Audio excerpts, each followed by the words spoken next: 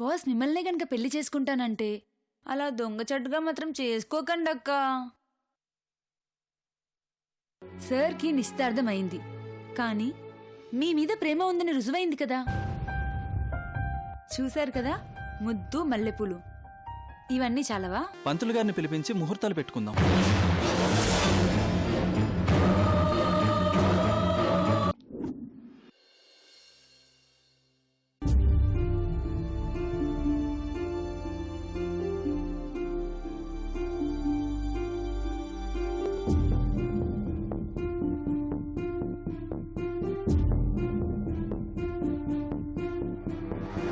మోహన్ గారు.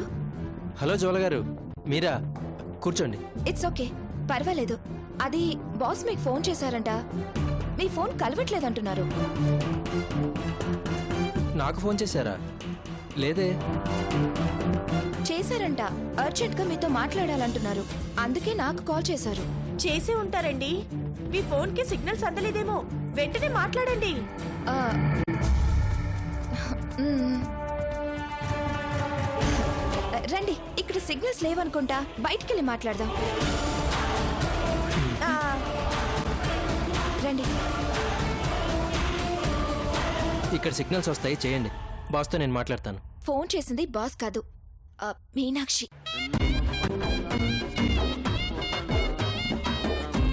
మీనాక్ష? రింగ్ అవుతుంది.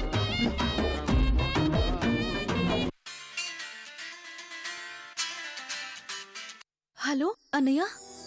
అమ్మా మీనాక్షి, ఏంటమ్మా? అన్నయ్య, అది చెప్పమ్మా, ఏమైంది? అన్నయ్య, దయాసాగరు దయాసాగర్ ఇంటికొచ్చాడా? 2 రోజుల్లో ముహూర్తం పెట్టుకుందామన్నారు. చాలా సంతోషం అమ్మా. ఈ మాట చెప్పడానికి ఎందుకమ్మా అంత సంశయిస్తున్నావు?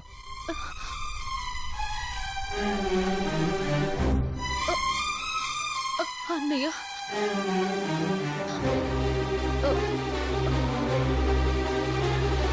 మీనాక్షి, అది చెప్పమ్మా. అన్నయ్య, అది నాకు ఈ పెళ్లి ఇష్టం లేదన్నయ్య.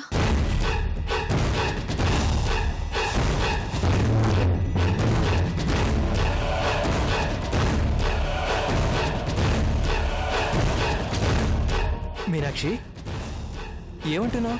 నాకు ఈ పెళ్ళొద్దు. మీనాక్షి, ఏమైందమ్మా నీకు? పెళ్లి ఇష్టం లేకపోవడం ఏంటి? అది కాదన్నయ్య, నేను నాకంతా అర్థమైందమ్మా. దయాసాగర్ మీ వదినతో గొడవ పడ్డాడనేగా? మీనాక్షి, మీ వదిన గురించి నీకు తెలియందా? ప్రతి విషయాన్ని భూతత్వంలో పెట్టి చూస్తుంది. దాని గుణమే అంత. నువ్వు అవన్నీ మనసులో పెట్టుకొని బంగారం లాంటి దయాసాగర్ని వదులుకుంటావా? ఇంకెప్పుడు అలాంటి నిర్ణయం తీసుకోవద్దమ్మా. అన్నయ్య, నేను చెప్పేది చూడమ్మా, మీ వదిన దయాసాగర్ని ఎన్ని మాట్లాడినా అతను నోరు మెదపలేదు. అది అతని సంస్కారం. అంత సంస్కారం ఉన్న మనిషి నీకు భర్తగా దొరకడం నీ అదృష్టం అమ్మా. అన్నయ్య. మీనాక్షి, ఒక మగాడిని ఆడపిల్ల తరపు వారు పల్లెత్తు మాట అన్నా ఎవరూ సహించరు, భరించరు. అలాంటిది అవేవి పట్టించుకోకుండా నీ మీద ఇష్టంతో నిన్ను పెళ్లి చేసుకోబోతున్నాడు అతను. అతను నాకు ఫోన్ చేసి ఏమన్నాడో తెలుసా? ఎవరూ రూపాయి ఖర్చు పెట్టకపోయినా మీనాక్షిని నా భార్యగా చేసుకొని గర్వంగా నా ఇంటికి తీసుకెళ్తాను అన్నాడు.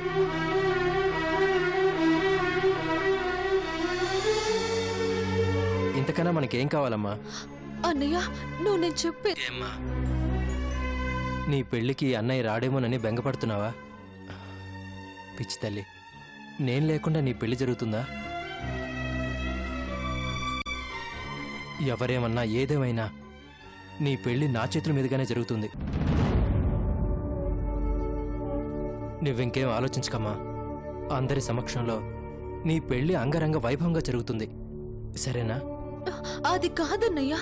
ఏమండి సార్ చెప్పండి. ఏమండి okay sir.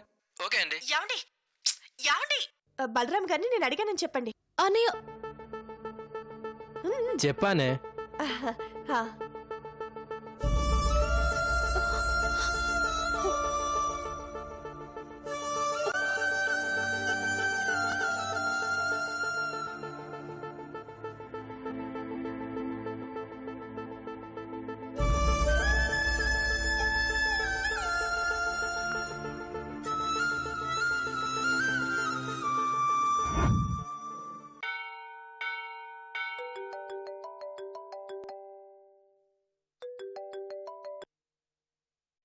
Good morning commissioner గారు.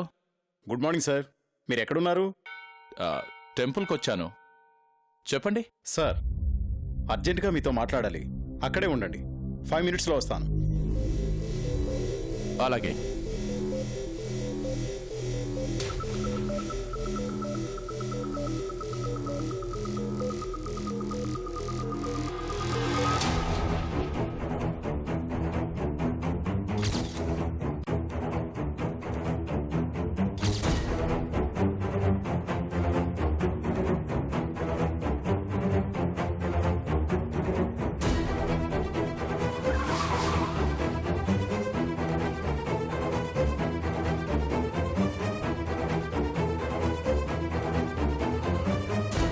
చెప్పండి కమిషనర్ గారు.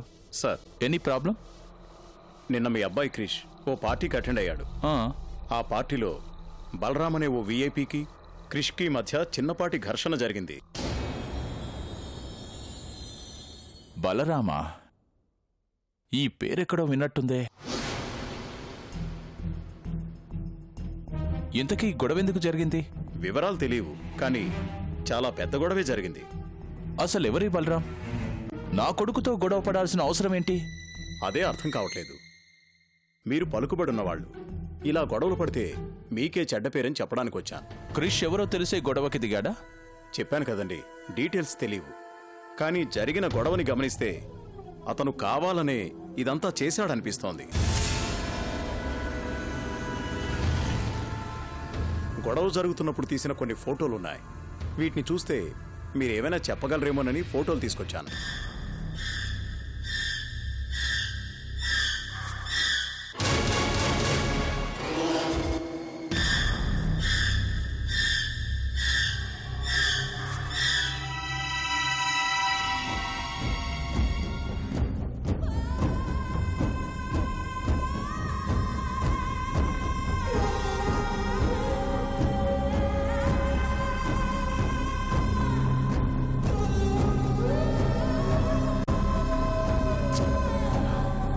ఇతని ఫేస్ కనిపించట్లేదు. ఏం చెప్పగలను?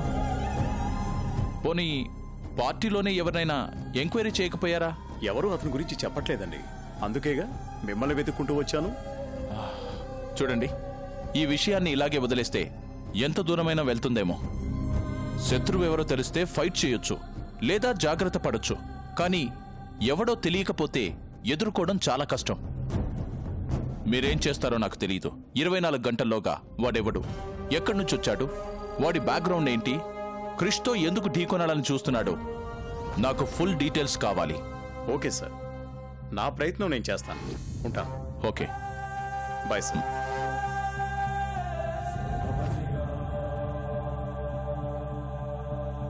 బలరామా? ఎవడు వాడు?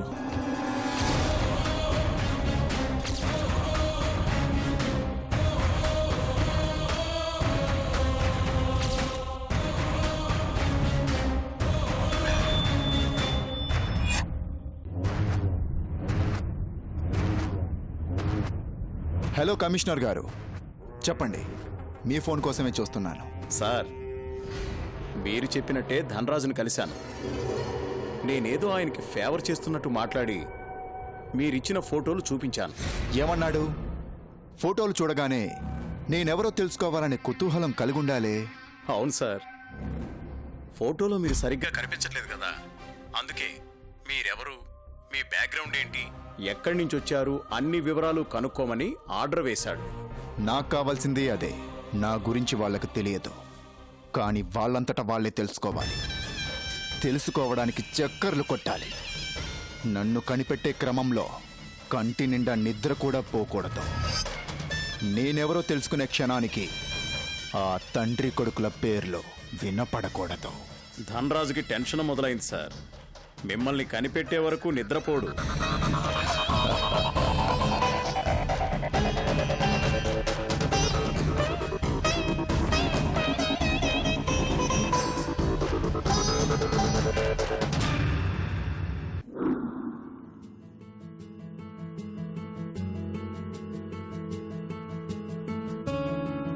అమ్మా మీనాక్షి,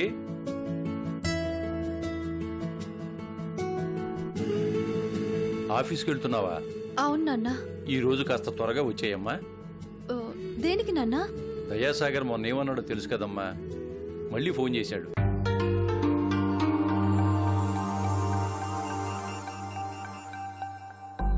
ఈ సాయంత్రం గుళ్ళో మీ ఇద్దరి చేత ఏదో పూజ చేయించాలనుకుంటున్నారట. అక్కడే పంతులు గారితో మీ పెళ్లికి ముహూర్తం కూడా పెట్టిస్తారట.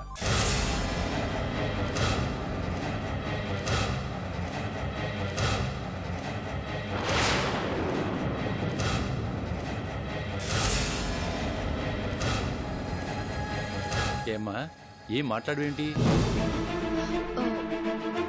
నాన్న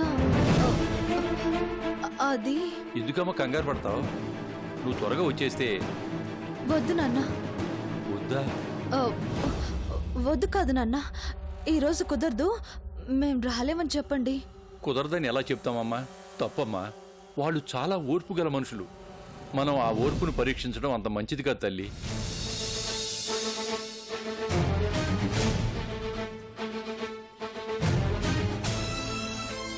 ఏమ్మా? నాన్న, మీకెలా చెప్పాలో నాకు అర్థం కావట్లేదు. నాకు అర్థమైందమ్మా. అన్నయ్య మన దగ్గర లేడు, వదిన కోపం ఆకాశాన్ని అంటుతుంది. ఇలాంటి పరిస్థితుల్లో ఈ ముహూర్తాలు పెళ్లిళ్ళు ఏమిటనేగా, అంతేగా? నాన్న చూడమ్మా, అన్నయ్య లేకుండా నీ పెళ్లి ఎలా జరుగుతుంది చెప్పు? ఖచ్చితంగా అన్నయ్య దగ్గరుండి నీ పెళ్లి జరిపిస్తాడు. ఎందుకంటే వాడికి నీ మీదున్న ప్రేమ అలాంటిదమ్మా.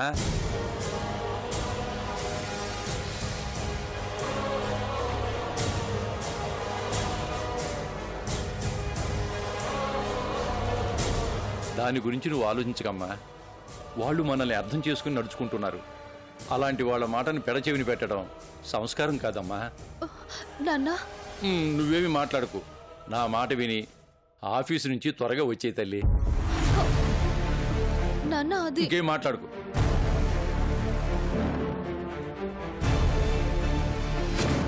గురూజీ, నన్ను నువ్వే కాపాడాలి.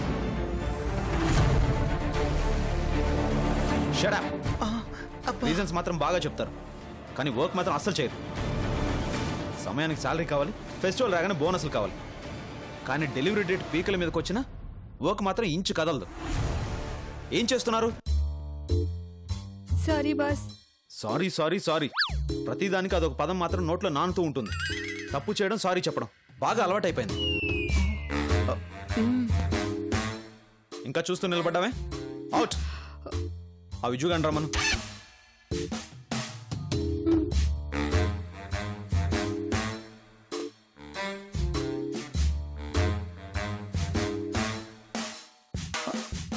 నన్ను రమ్మన్నారా? అవును. దేనికి? రే వెళ్ళరా, లేదంటే ఈరోజు మనం అవుట్. తప్పదా? అబ్బా పిలుస్తున్నాడుగా, వెళ్ళు. చూడండి మై డియర్ ఫ్రెండ్స్, నేను పులిబోన్లోకి వెళ్తున్నాను. తిరిగి రావాలని ప్రేయర్ చేయండి. ఇదిగో, ఇది మా డాడీ ఫోన్ నెంబర్. ఇది నా boy friend phone number. Ambulance number మీకు ఐడియా ఉందిగా, 108. నేను తిరిగి రాకపోతే వాళ్ళకి ఇన్ఫార్మ్ చేయండి. రే నువ్వు వెళ్ళరా. తప్పదా? నువ్వు వెళ్ళు. వెళ్తాంలే.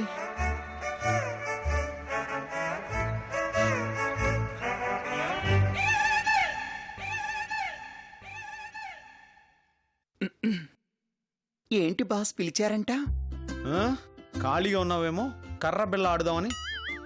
సారీ బాస్, యాక్చువల్లీ ఈ మధ్య అవుట్డోర్ గేమ్స్ అన్నీ మానేశాను.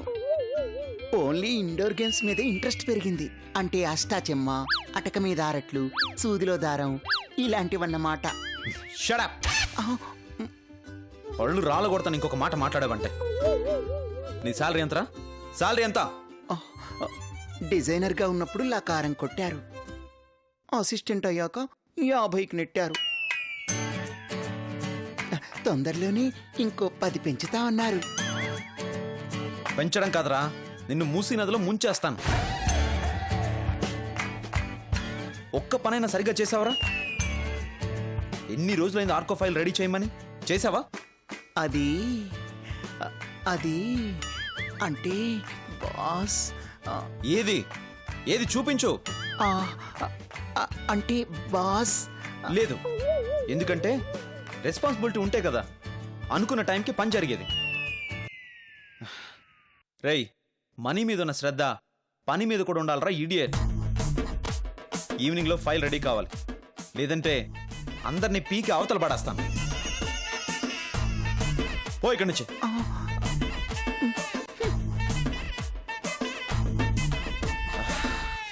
గాడ్, ఏమైందిరా? అబ్బా, ఇంకాసేపు అక్కడే ఉంటే నా శవమే బయటకు వచ్చేది. కాస్తలో తప్పించుకున్నాను రా. అబ్బో,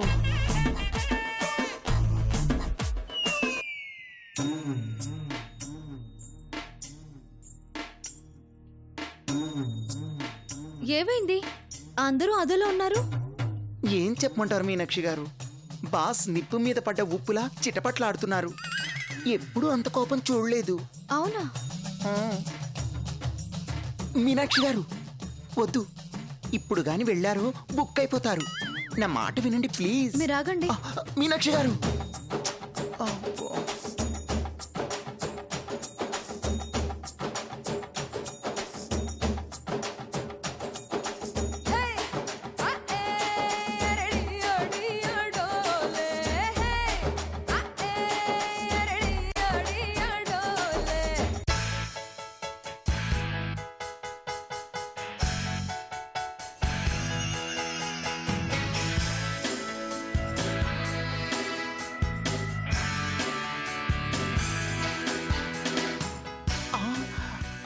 అయ్యో,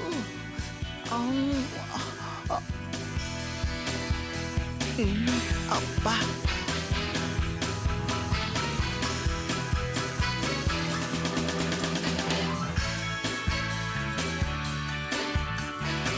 ఏయ్, ఎవరు నువ్వు? కనిపించట్లా? మగాన్ని. అబ్బా, మగాడే. రేయ్, నువ్వుండు. నీ పేరేంటి? Charlie Chaplin. చాక్లీనా? అదేం పేరు? ఆల్రెడీ చాప్లిన్ ఉన్నాడు కదా, అందుకే మా వాళ్ళు చాక్లిన్ అని పెట్టారు. దగ్గర వాళ్ళు చాక్లిన్ అంటారు, ఇంకా దగ్గర వాళ్ళు చార్లీ అంటారు. మరి నేనేమని పిలవాలి? నువ్వు దూరంగా ఉండాలి. ఇంతకీ ఏ పని మీద వచ్చారు? నేను పని మీద రాలేదు, బైక్ మీద వచ్చాను. సంతోషించాం గానీ పర్పస్ ఏంటి అని అడుగుతున్నాను. మీ ఎండి గారిని కలవాలి. Hello hello hello. వీడెవడో కానీ ఈరోజు అయిపోయాడు.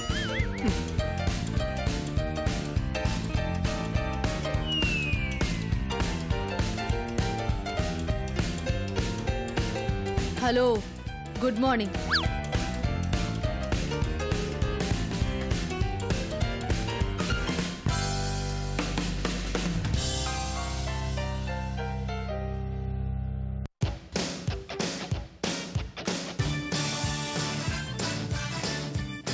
ఎవరు నువ్వు? చూశారుగా, నా పేరు చార్లీ చాప్లిన్. చాక్లిన్నా? నేనెక్కడో చూసినట్టు అనిపిస్తుంది. ఏదో సినిమాలో చూసుంటారు. అంటే నువ్వు సినిమాలో యాక్ట్ చేస్తావా? అంటే చార్లీ చాప్లిన్ సినిమా చూసుంటారు కదా. ఏంటి? నేను పెళ్లి చేసుకోబోతున్నాను. నా కాబోయే భార్యకి మంచి డ్రెస్ డిజైన్ చేయాలి. ఎక్కడికి వచ్చారో తెలుసా? అల్లికా డిజైన్స్. ఇదేం రోడ్డు మీద టైలర్ షాప్ కాదు.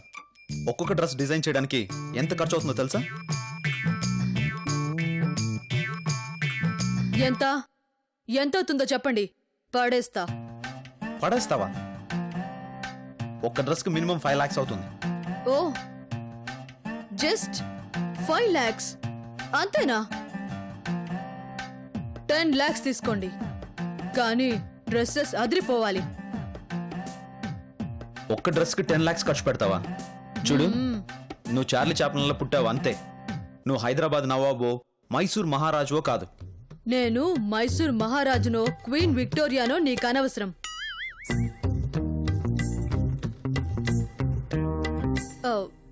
మీకు చెక్ ఇవ్వాలా, క్యాష్ ఇవ్వాలా? ఏంటి చెక్ ఇచ్చేది? పెన్సిలా? చూడండి, మీరు మమ్మల్ని అవమానిస్తున్నారు. కావాలంటే అడ్వాన్స్ కింద ఈ హ్యాట్ తీసుకోండి.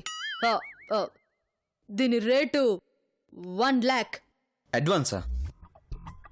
డ్రెస్కే 10 లక్షలు ఖర్చు పెడుతున్నారు. మరి పెళ్లికి ఎంత ఖర్చు పెడుతున్నారో తెలుసుకోవచ్చా? నా పెళ్లి గురించి చెప్పాలంటే పుస్తకం రాయొచ్చు. రాస్తారా? అంత ఓపిక లేదు, చెప్తే వింటాను. పెళ్ళంటే పెళ్లి కాదు, ఎవరు చూడని పెళ్లి, ఎక్కడ వినని పెళ్లి. అమెరికా నుండి క్లింటను, ఆఫ్రికా నుండి బ్లింటను, కోలీవుడ్ నుంచి రజని, బాలీవుడ్ నుంచి గజని. ఫ్లైట్లో దీపిక పడుకుని వస్తుంటే కత్రినా కారులో నిలబడొస్తుంది. శిఖర్ ధావర్ షిప్లో వస్తుంటే టెండూల్కర్ ట్రైన్లో వస్తున్నాడు. కాసేపులో వాళ్ళు వస్తారు. ఇప్పుడు నువ్వు లేకపోతే వాళ్ళు ఏమనుకుంటారు? నాన్న, ఆఫీస్ పని నాన్న.